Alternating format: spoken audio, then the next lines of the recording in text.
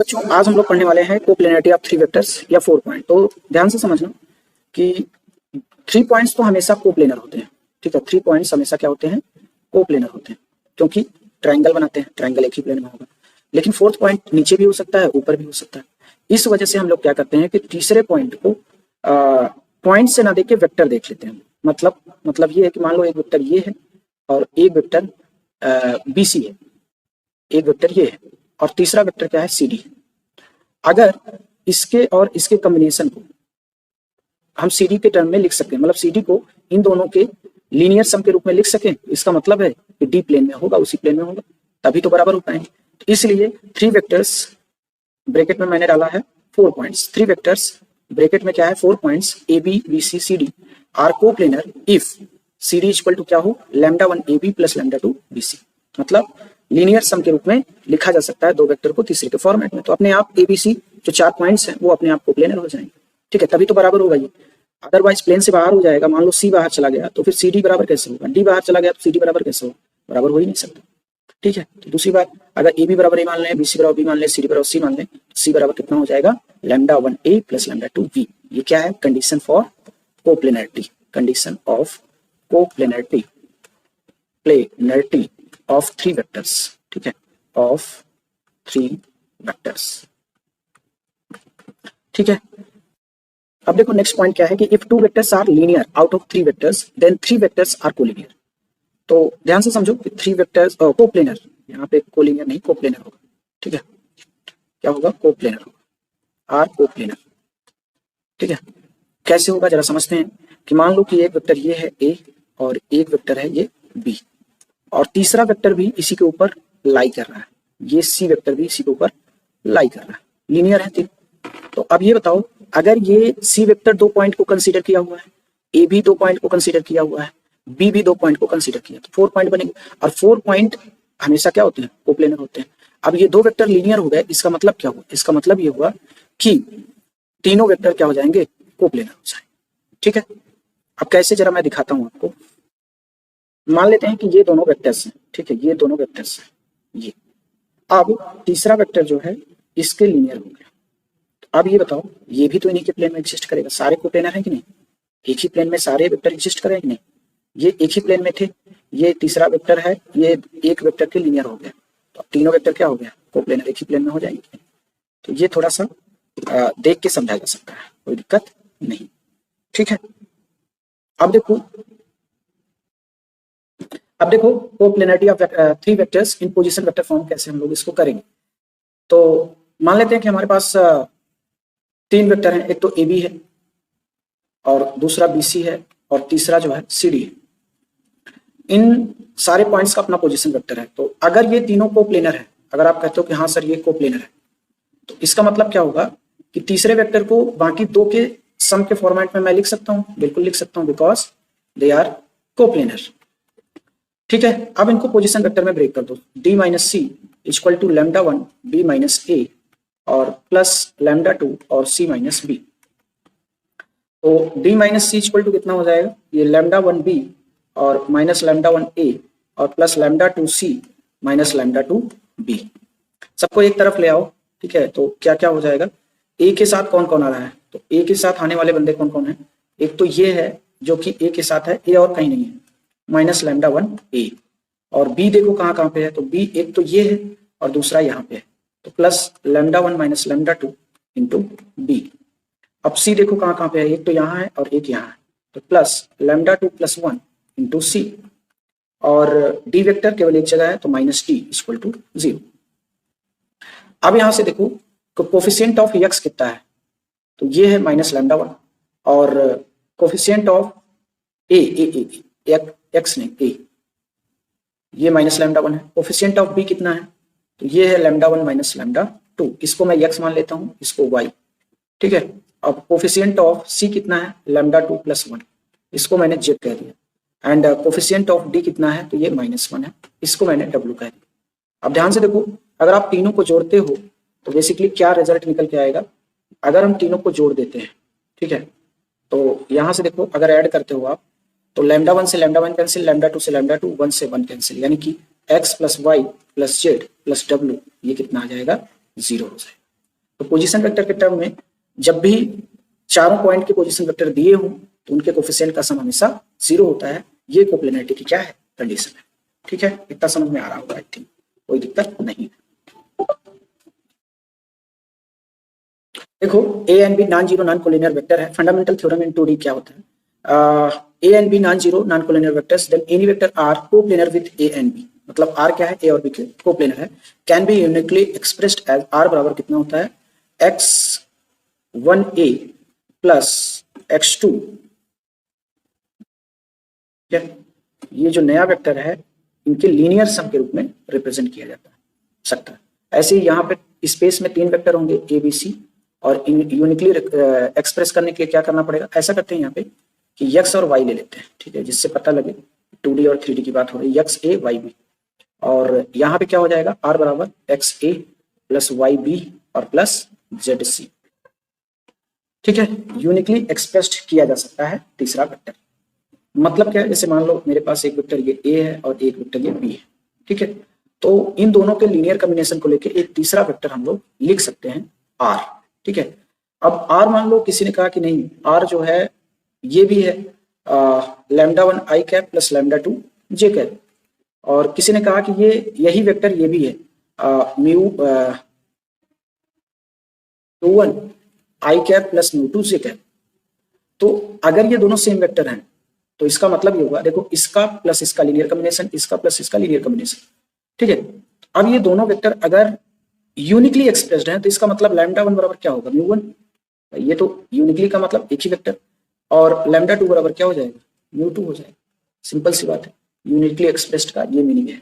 ठीक है, क्योंकि हमने क्या किया, i और j, ए वेक्टर को हमने i मान लिया, बी वेक्टर को j, और उसके लीनियर कॉम्बिनेशन में r को मैंने रिप्रेजेंट कर दिया, ये r है, और कोई कह रहा है कि नहीं r ये भी है और ये भी है, तो एक ही हो सकता है। इसके लिए क्या गारंटी है कि इनके कोफिशिएंट बराबर होगा, तो दोनों सेम हो जाएंगे।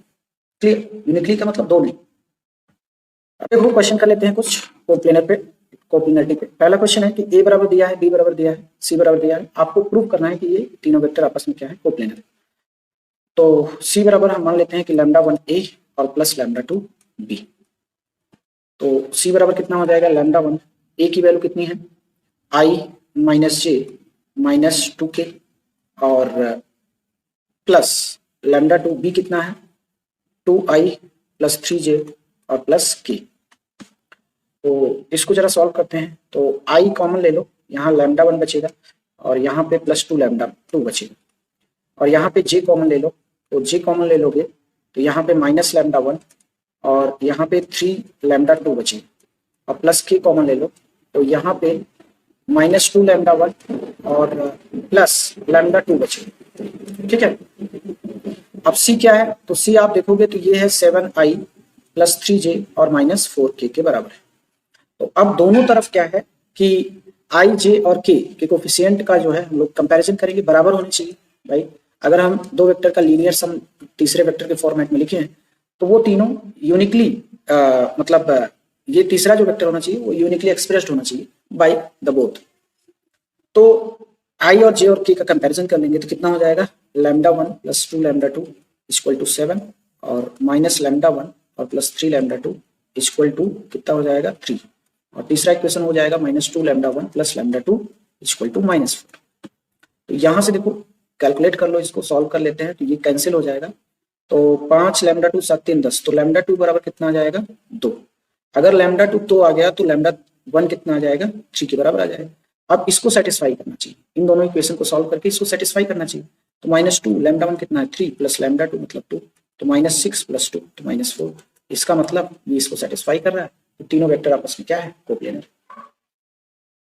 और इसको कोऑर्डिनेट के फॉर्म में लिखते हैं। मान लेते हैं कि ये जो है ए पॉइंट है 1, -2 और 3, बी पॉइंट है कितना 2, 3, -4, और सी पॉइंट है 0, -7 और 10।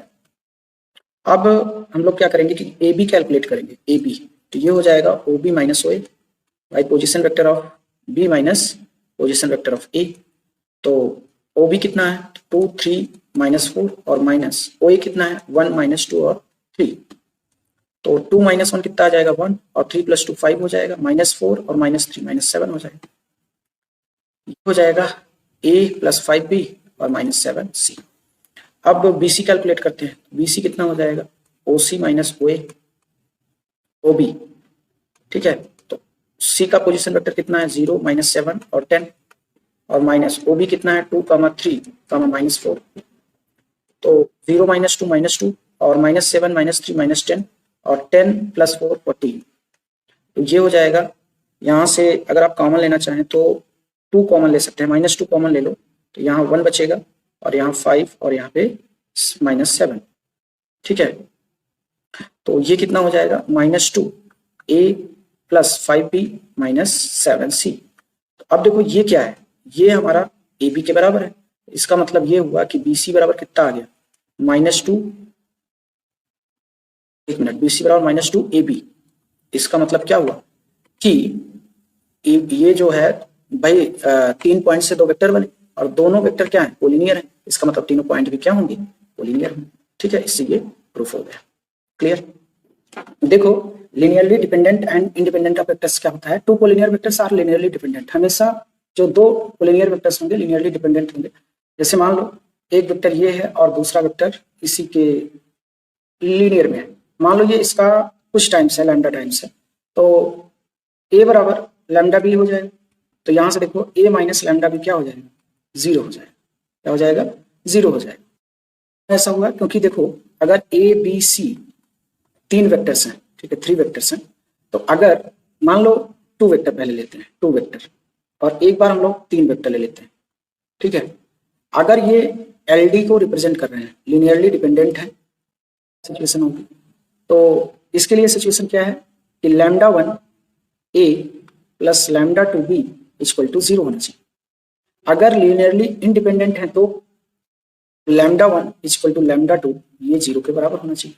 इसमें अगर हम देखें तो लीनियरली डिपेंडेंट का मतलब क्या है कि lambda 1 A plus lambda 2 B और plus lambda 3 C, lambda 3 C ये 0 होना चाहिए। और अगर लीनियरली इंडिपेंडेंट है तो लैम्डा 1 बराबर लैम्डा 2 बराबर लैम्डा 3 ये सभी के सभी क्या होना चाहिए, 0 होना चाहिए।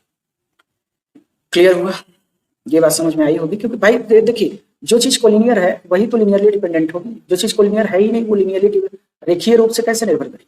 तो सिंपल सी बात है, कॉमन सेंस, नो प्रॉब्लम, ठीक है। इसलिए यहाँ पे देख सकते हैं कि इस पैटर्न को ये फॉलो कर रहा है, इसलिए लिनियरली डिपेंडेंट है। ये इस पैटर्न को फॉलो करेगा तो लिनियरली डिपेंडेंट। क्लियर। नेक्स्ट है एंगल बाइसेक्टर ऑफ 2 वेक्टर्स, ठीक है। तो angle bisector of 2 vectors, angle bisector of 2 vectors, 2 vectors. तो 2 तरीके के एंगल बाइसेक्टर होते हैं, एक तो इंटरनल होते हैं और दूसरे क्या होते हैं, एक्सटर्नल होते हैं, ठीक है, एक्सटर्नल। मैं इंटरनल एंगल बाइसेक्टर की बात करूं तो मान लेते हैं एक वेक्टर ये है, एक वेक्टर ये है, ये AB है और ये क्या है, BC है। ये एक बाइसेक्टर है, इसका ये दोनों एंगल बराबर हैं, ठीक है, भले फिगर में नहीं दिख रहे हैं, ये बाइसेक्टर है, ध्यान रखना। बाइसेक्टर का मतलब दोनों एंगल क्या है, बराबर। तो इस एंगल बाइसेक्टर का जो इक्वेशन आएगा वो क्या आ जाएगा, ध्यान से समझना। ये आ जाएगा लैम्डा AB कैप और प्लस AC कैप। अगर एक्सटर्नल की बात करूं तो एक्सटर्नल एंगल बाइसेक्टर क्या होगा, ये हो जाएगा ये वाला, ठीक है। ये एक्सटर्नल एंगल बाइसेक्टर होगा जो कि lambda AB cap minus AC cap के बराबर होगा। ये दोनों एक्सटर्नल और इंटरनल एंगल बाइसेक्टर है, ठीक है। देखो हमको दिया है OA equal to I minus 2J और OB दिया है 2I plus J cap. Find OC along internal and external angle bisector. सबसे पहला काम क्या करेंगे, पहला हम लोग निकालते हैं इंटरनल, ठीक है। इंटरनल की दिशा में निकालेंगे तो OC बराबर कितना हो जाएगा, OC वेक्टर हो जाएगा, अच्छा यहाँ पे ध्यान से समझना, ये हो जाएगा lambda OA cap plus OB cap. कितना आ जाएगा, लैम्डा OA कैप कितना आएगा I माइनस 2J अपॉन √3, ठीक है, √5 और प्लस ये कितना आ जाएगा 2I प्लस J अपॉन √5। तो यहां से देखो कितना आ जाएगा, ये C आ गया हमारे पास कितना, लैम्डा 3I और माइनस J कैप अपॉन √5, ठीक है। अब मैग्नीट्यूड ऑफ OC निकालो तो ये कितना हो जाएगा, लैम्डा ये हो जाएगा अपॉन √5 और यहाँ पे magnitude of 3i cap minus J cap, तो ये आ जाएगा लैम्डा, और ये कितना बनेगा 9 और 1 10, तो ये आ जाएगा लैम्डा कितना आएगा 5 दूना 10, तो √2 आ जाएगा। ठीक है, 5 दूना 10, ये मॉड ओसी। तो हमको मॉड ओसी की वैल्यू पता चल गई। अब मॉड एसी की वैल्यू पता है, मान लो इसको मैं कह देता हूँ, यहाँ पे गिवन है, गिवन क्या है कि मॉड ओसी का लेंथ जो है इन्होंने x दे रखा है, कितना दे रखा है x, तो यहाँ से x इक्वल टू आ जाएगा λ√2, तो x बराबर कितना आ जाएगा, लैम्डा बराबर कितना आ जाएगा, लैम्डा बराबर आ जाएगा x/√2। तो अब जो है हम ओसी वेक्टर फाइंड कर सकते हैं, क्योंकि ओसी आ जाएगा कितना, लैम्डा की वैल्यू रखो x/√2 और 3i cap minus J cap अपान कितना हो जाएगा √5। ठीक है, तो ये आ जाएगा OC equal to 3i cap minus J cap और इंटू एक्स अपान कितना √10, ये हमारा ओसी आ गया। ये इंटरनल बाइसेक्टर के लिए था। अब दूसरा हम लोग सोल्यूशन करेंगे एक्सटर्नल। तो एक्सटर्नल का कैसे कैलकुलेट करेंगे, तो ओसी बराबर कितना हो जाएगा, ये हो जाएगा लैम्डा टाइम्स ओए कैप माइनस ओबी कैप, ये हो जाएगा लैम्डा टाइम्स ओए कैप कितना हो जाएगा आई माइनस 2j अपान √5 और माइनस 2i प्लस जे अपान √5। तो ओसी यहाँ से कितना निकल के आ जाएगा, तो ओसी आ जाएगा लैम्डा अपान √5 और ई माइनस आई, तो माइनस आई आ जाएगा I cap and minus 2j minus J, तो माइनस 3j आ जाएगा। ठीक है, एंड अपान √5 तो है ही। अब देखो मैग्नीट्यूड ले लो, मैग्नीट्यूड ओसी कितना आ जाएगा लैम्डा अपान √5 और ये आ जाएगा magnitude of minus I cap minus 3j cap.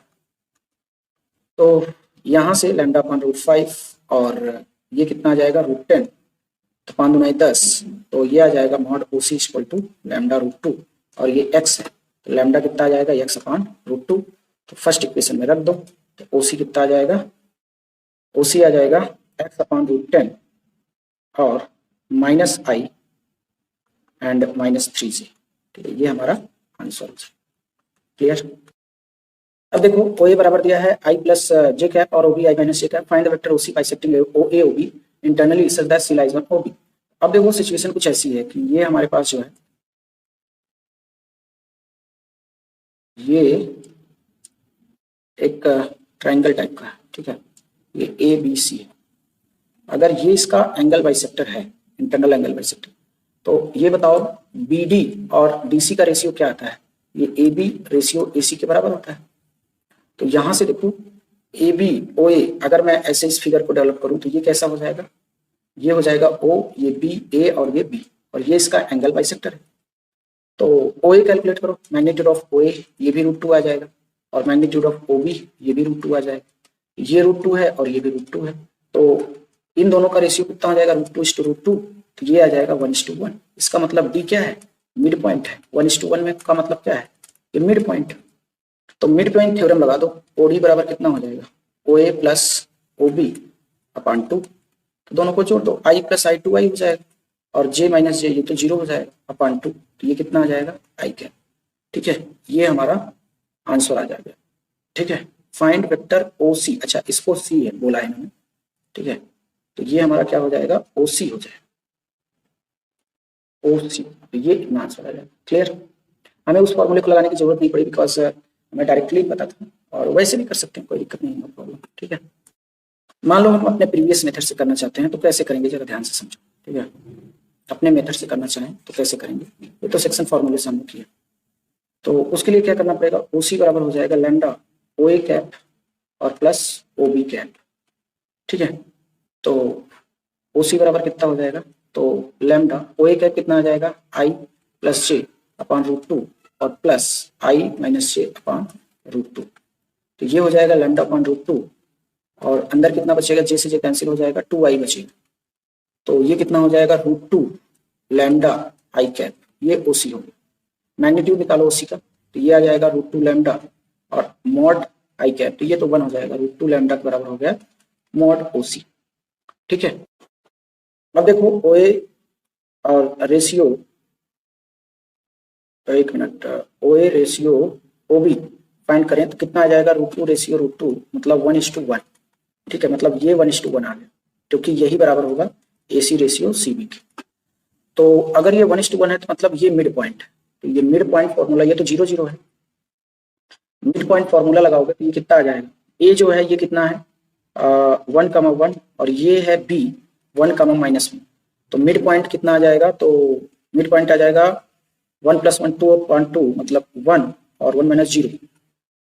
OC निकाल लो, OC डिस्टेंस बिटवीन 2 पॉइंट से 1 - 0 का होल स्क्वायर 1 + 0 - 0 का होल स्क्वायर मतलब 1 आ जाएगा। तो ये 1 बराबर √2 लैम्डा हो गया, तो लैम्डा बराबर 1/√2 आ जाएगा। अगर लैम्डा 1/√2 आ जाएगा तो इसमें रख दो, तो OC बराबर कितना आ जाएगा, OC बराबर आ जाएगा √2 × 1/√2 और इंटू आई कैप। यहाँ से OC कितना आ जाएगा, आई कैप के बराबर। ठीक है।